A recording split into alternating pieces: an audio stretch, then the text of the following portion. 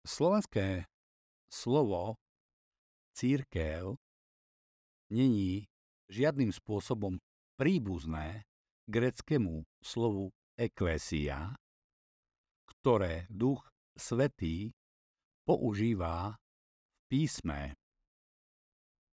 Použijem slovo eklésia namiesto slova cirkev, kým sa nezhodneme na jeho definícii. Prvá otázka, ktorú si musíme položiť, znie takto. Aký je ten najlepší spôsob prekladu gréckeho slova eklézia? Mnohí skúmajú slovo, ktorými je v rozdielnych jazykoch vystihnutý význam slova cirkev. Takmer každý používa slovo cirkev, ktoré nič neznamená. Nerozumieme tomu, čo to je. Preložil by som slovo cirkev ako vyvolaný, lebo to je presne to, čo to znamená. To nie je len ten pravý a správny preklad slova eklézia, ale taktiež ukazuje prvú a dôležitú pravdu, a to, že Kristova eklézia znamená oni, v zmysle ľudia, a nie to v zmysle organizácia. Ale ak môžete hovoriť o eklézii ako o ľuďoch a neustále premýšľate a hovoríte o organizácii, tak ste sa ešte neuvoľnili z rímskeho katolicizmu. Prvé, o čom sa zvyčajne snažíme, keď sa pokúšame rozumieť určitej biblickej doktríne, je preložiť do našeho jazyka presný význam samotného slova tak jasno, ako to len pôjde. Robíme to tak so slovami, ako je ospravedlnenie, posvetenie a tak ďalej. Ale keď sa dostaneme ku slovu eklézia, používame slovo cirkev, namiesto toho, aby sme našli pre slovo eklézia slovenský ekvivalent.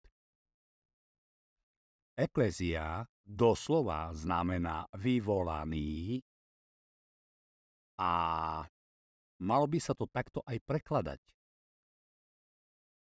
V slovenských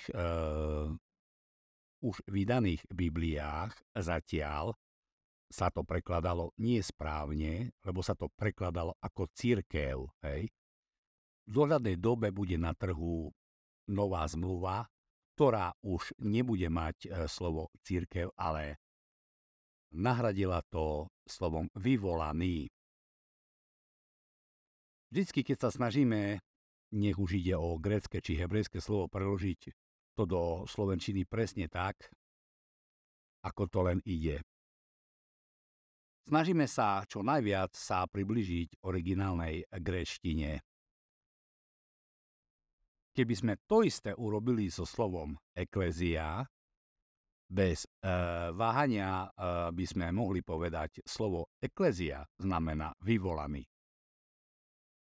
Neochota doteraz prekladať slovo eklézia ako vyvolaný môže byť len omyl, ale môže to taktiež prameniť z toho, že nechceme rozbiť základné chápanie eklézie Kristovej, ktoré sme prijali a ktoré stále zastávame. Napríklad, ak eklézia znamená oni, alebo ľudia, a nie organizácia, tak potom tu máme ďaleko siahle dôsledky. Ale poďme sa pozrieť na biblický význam slova eklézia a dôkazy. Všetci súhlasia, že grécke slovo eklézia je zložené z dvoch gréckych slov. Prvý z nich je ek, čo znamená von, a druhé je kaleo, kal-ech-o, a znamená volať. Všetci súhlasia, že slovo kaleo znamená volať alebo povolať. A slovo eklézia doslova znamená toto isté. Len k nemu je pridané slovo ek. To znamená, že len pridáme slovo von a dostaneme von povolaný, takže vyvolaný. Ako som povedal, každý súhlasí, že toto je doslovný význam slova kaleo a slova eklézia. Všetky reformované zhromaždenia tým popisujú kresťaná a znamená to znovuzrodenie alebo účinné povolanie. Nemá to nič spoločné s povolaním každého človeka, aby sa pripojil k miestnemu zboru. V skutočnosti je biblické povolanie úplne duchovné a nemá čo robiť s fyzickým. Aby sme správne porozumeli významu tohoto slova, je potrebné si všimnúť niekoľko veršov, v ktorých je použité to slovo. Tieto verše ukazujú, že kaleo a kresťania sú jední a tí istí ľudia. Prvý verš. Divím sa, že sa od toho, ktorý vás povolal milosťou Kristovou, tak rýchle odvraciate k inému evanjeliu. Galackým list, kapitola 1, verš 6. Má snáď rovnaký význam vstúpiť do miestneho zboru ako byť povolaný milosťou Kristovou. Ďalší verš, ale ten, ktorý ma vyvolil už v tele mojej matky a povolal ma svojou milosťou, to je Galatianom 1.15. Má toto povolanie niečo robiť s Pavlovým vstúpením do miestneho zboru?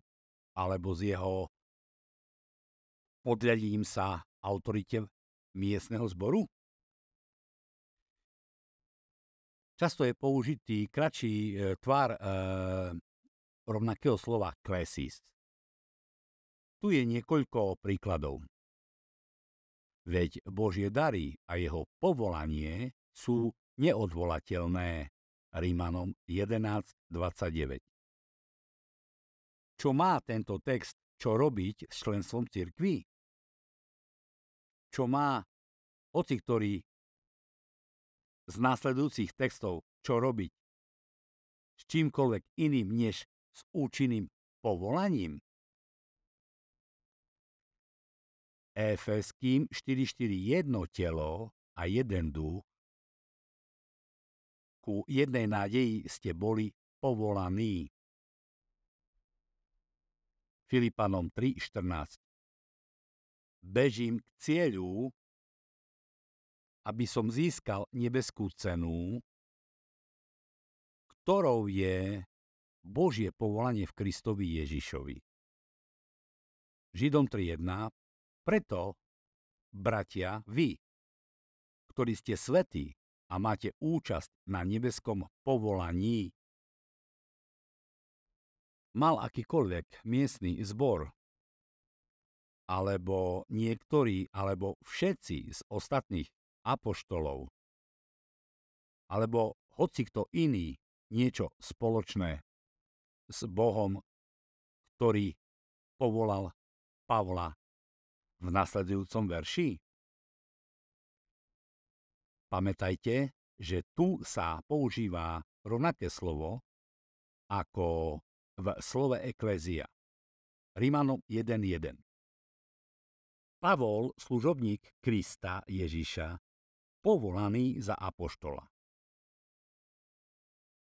Čo má povolanie, o ktorom hovorím v nasledujúcich veršoch, čo robiť s chápaním miestneho zboru?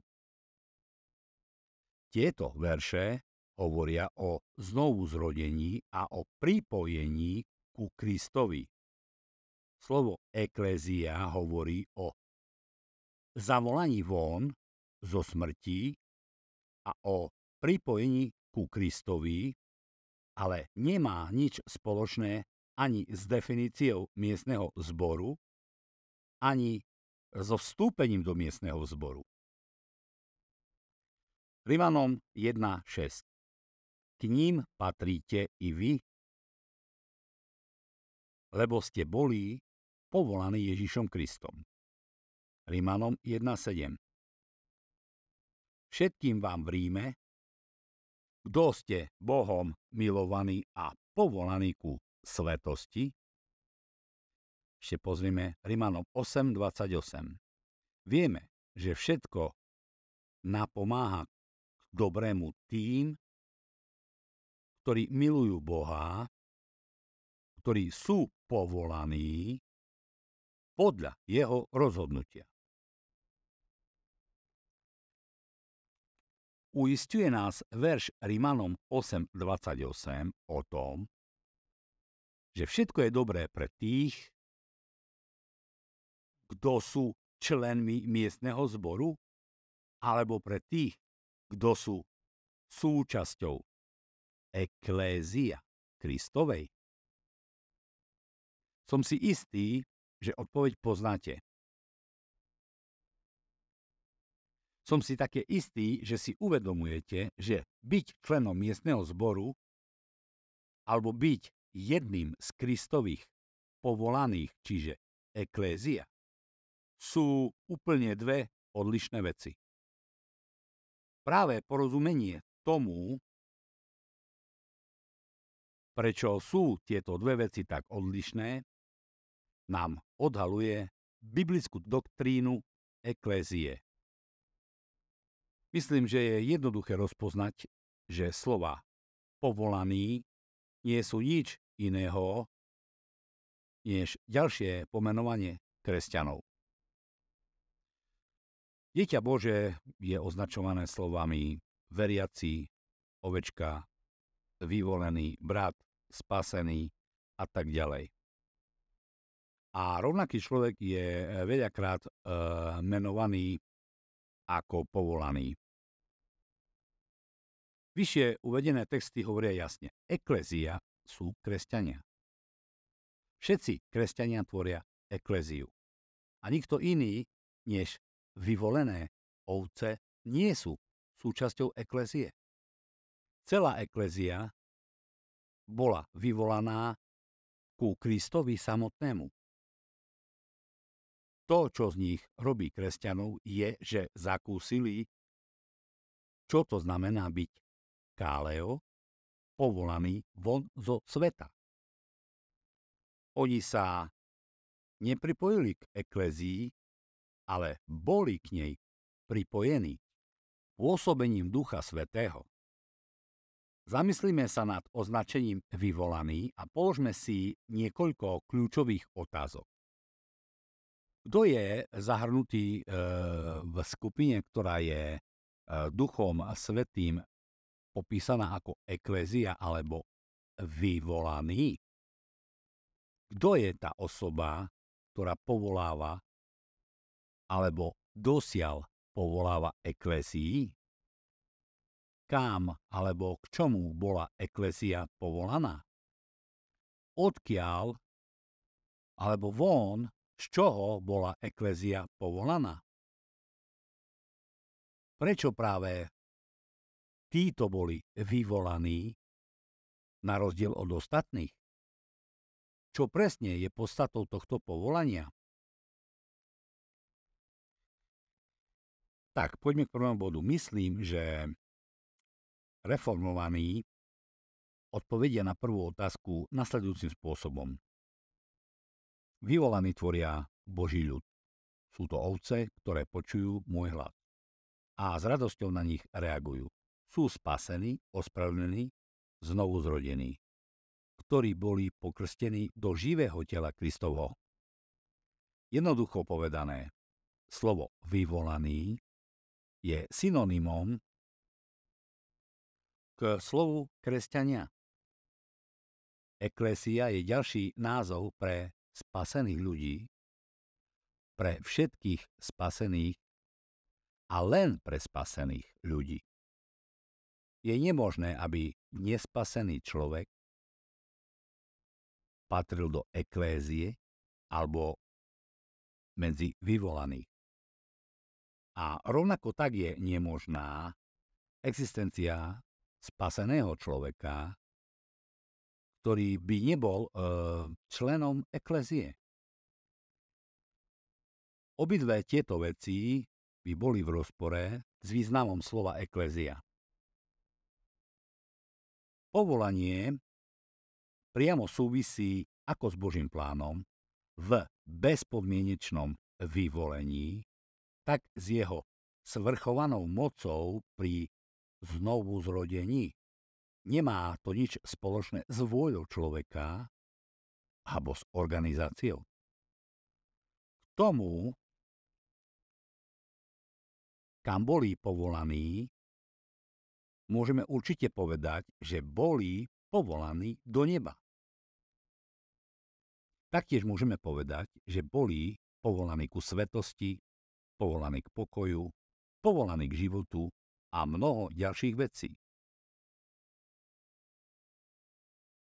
Každý z vyvolaných, každý člen eklézie bol účinne povolaný von z hriechu a smrti do živého spoločenstva so samotným Kristom. Všetci vyvolaní boli mŕtvi vo svojich hriechoch. Bolo to povolanie, ktoré ich vyviedlo von zo smrti a priviedlo ich k životu. O ich povolaní sa hovorí ako o vzkriesení z mŕtvych, alebo taktiež o znovu zrodených. Vyvolaní to sú tí istí ako vyvolení. Všetci z vyvolených sú povolaní a všetci povolaní sú vyvolení. Všetky ovce alebo vyvolaní vždycky počujú hlas svojho pastiera, ktorý ich volá a radi prídu. Všetci z vyvolaných sa stali súčasťou eklézie. Jednoducho preto, že oni, a len oni, sú objekty tohoto zvláštneho povolania. Zvláštnymi objektami sú preto, že boli vyvolení k tomu, aby sa stali ovcami. Platí, že všetci vyvolení sú vyvolaní, ale platí tiež, že len vyvolení sú vyvolaní.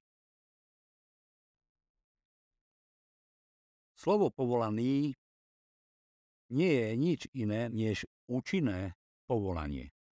Povolaný, rozšírené na vyvolené ovce, je vlastne znovuzrodenie.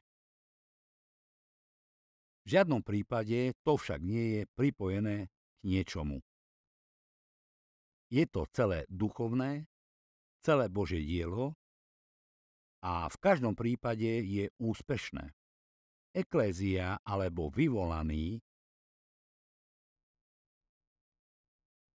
nebude mať chýbajúcich členov. Všetci bez výnimky, ktorí sú vyvolaní do eklézie, budú účinne povolaní milosťou a mocou a stanú sa živou súčasťou eklézie. Znova opakujem, že to nemá nič spoločné s akýmkoľvek alebo so všetkými viditeľnými zhromaždenými zbormi. Toto duchovné spoločenstvo, ktoré je stvorené povolaním eklézie, je duchovné telo Kristovo a to nemá čo robiť s fyzickou organizáciou, s registrovanými cirkvami. Hovoríme o duchovnom povolaní. Ale ak kaleo neboli povolaní, ktorým je stvorená eklezia Kristova, nie je nič iného, než znovuzrodenie, potom to, čo vzniká týmto duchovným povolaním, konkrétne pravá eklezia, musí nutne byť Bohom spôsobené duchovné stvorenie. Musí to byť predovšetkým živé duchovné spoločenstvo. Slovo vyvolaný nemôže mať nič spoločné s fyzickou organizáciou alebo spoločenstvom, ktoré nazývajú cirkev. Duchovná skúsenosť účinného povolania, čiže kaleo, tvorí sama o sebe cirkev Kristovu a pretože účinné povolanie, čiže kaleo, je výlučne duchovné, potom to, čo vzniká týmto povolaním, eklézia, musí byť taktiež duchovné a nie fyzické. Viditeľná, neviditeľná, alebo miestna, alebo univerzálna, toto nie je biblické. Vyjadruje síce čiastočnú pravdu, ale sú veľmi zaťažení chybami. Jedine, čo môžeme povedať, slovo Boha ukazuje, že slovo eklézia v podstate znamená kresťania. V niektorých prípadoch apoštol môže hovoriť o všetkých kresťanoch alebo o úplne všetkých Kristových vyvolaných. Inde v písme môže hovoriť o všetkých kresťanoch alebo o všetkých vyvolaných, ktorí sa schádzajú v určitom meste alebo dokonca v určitom dome. Človek môže a taktiež zakladá organizácie a nazýva ich cirkvami alebo nejakými spoločenstvami. Ale len Boh, Duch Svätý, môže založiť ekléziu Kristovu. Eklézia, ktorú zakladá Boh, je telo Kristové. Každý človek v tejto eklézii je v Kristovi. Pokiaľ človek zakladá organizáciu a nazývajú cirkev, bude to nejaká zmes. Ale nie pravá cirkev, pravá eklézia.